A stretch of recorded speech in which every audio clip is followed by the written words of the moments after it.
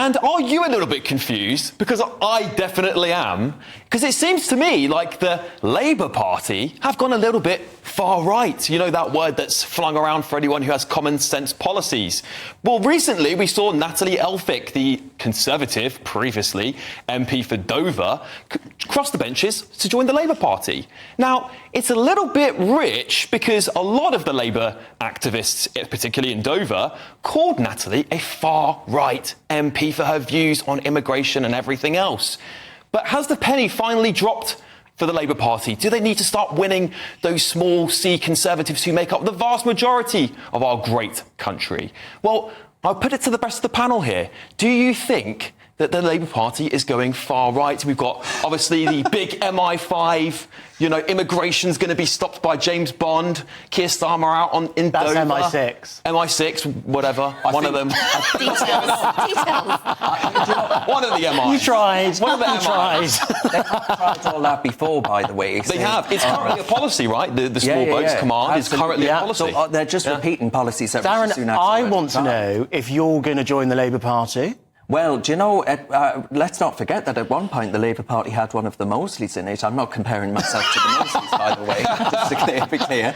But, you know, they have had links to far-right members of public life and all the rest of it. But no, I'm not going to join the Labour Party. They stand for net zero, stand for open borders, mass migration. Those are the Tories. So there's no difference. Yes, you're right. You're asking about the difference between Labour and the Tories. They are called the Uni Party for a reason. And pretty much there's a cigarette paper between them. And actually, on a very serious note, the defection of Natalie Elphicke, for me, is a really damning indictment of politicians these days. I've said for many weeks on this channel and months that I believe lots of our MPs are so low grade, they wouldn't get jobs in any half-decent corporate company in the real world. And I just don't understand how people like Natalie Elphicke can 1 minute claim to be a Conservative and then turn to be a socialist. I don't think you can change that. Albie, do you think the Conservative Party is full of valueless people now that just seem to decide whichever bench is going to be the next one in power and get a peerage every time they walk across the different green benches? No, I don't think that at all.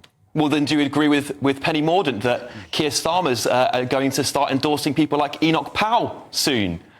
I don't understand that question. What do you mean? Well, what do you think about? Keir Starmer's going to endorse moving into the Tory Enoch party Powell? territory? I mean, they're moving into traditional Conservative Party territory that the Tories They just announced a Stop the Boats policy, which is basically an amnesty for the 90,000 migrants that crossed the boats that crossed the Channel since the Nationality and Borders Bill. What Alex is talking about is multiple examples. For example, the use of the Union Jack again on all their election propaganda. Union flag. Apologies. The use of the Union Jack flag again to appear patriotic after years of people like Emily Thornberry, pretty much calling anyone who flew the St George's flag a racist. You had Wes Streeting today doing an interview with The Sun saying, unbelievably, that he was somehow anti-woke. By the way, Wes Streeting, the guy who worked at Stonewall, supported Black Lives Matter, said trans women are women. Now, Susan Hall was voted for by racists and fascists. And Islamophobes, let's not forget. But Nikki, this is all temporary. This is all tactics. It's literally just to get them through the door so that they're the leading party, and then everything will start to migrate. That's all that's going to happen. And the other thing about Natalie Elphicke is she's a career politician. Even if you're a very honourable politician, what you like doing is working on, cross-parliamentary groups and thinking about what laws you can push through for your constituents. That doesn't actually change that much if you're on the other side. Yeah. But Nikki, would you agree, Nikki, that you should put... I mean, if I was in power, if I was in politics, I would say to anyone who crosses the benches, you won't be allowed to stand again, and you won't be allowed to get a peerage or any cash or anything. That's completely ridiculous. Because if they're a good MP, it doesn't really matter which party they sit in. We need them for democracy. But do you not think that parties should have people of values? Because I think that we've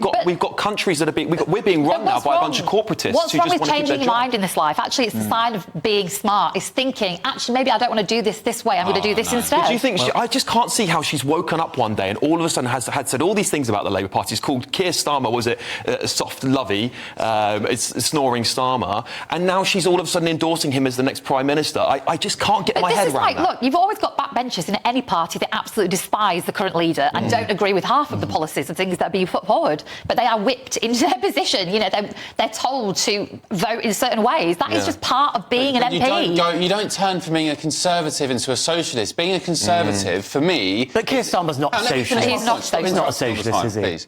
Well, being a Conservative, for me, isn't just some like on the surface political thing. It's a deep value which is inherited in your very being. It's affected by your childhood, your upbringing, your surroundings, and your present-day circumstance. You can't just turn from a Conservative to a Socialist. For me, she's an absolute mercenary, and she's the worst example of I'll MPs. tell you what, it does call into question the whole premise of the House of Lords. I think it's a cronyist, horrible second chamber that is corrupt. It really is being used in order to advance political Well, it's clear. We're hearing a lot of rumours about these MPs who are leaving the Conservative Party, going to Labour, all of a sudden waking up with a conscience to say, you know, the Tory MP recently, who was a doctor, right? And he said, now the Tories are doing terribly on the NHS despite being a Tory MP for the last decade. Just to ask Nikki something very quickly. Do you feel comfortable with the direction Labour's going in? Because you had David Lammy a few days ago in the United States of America talking at a conference about how he was a good Christian boy, a small C Conservative, and shared some views with Donald Trump. You have Natalie Elphicke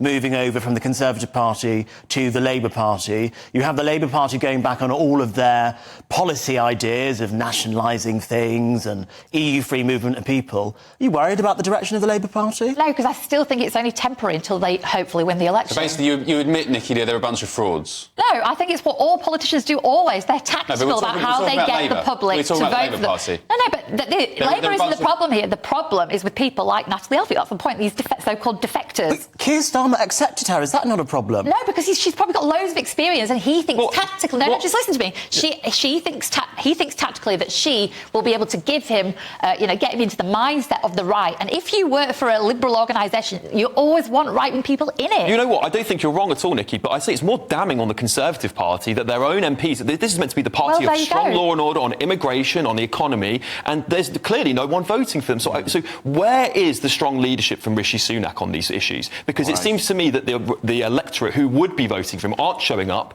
to vote for Rishi Sunak, and then they're obviously not inspired by his leadership. What would you say about that, Albie?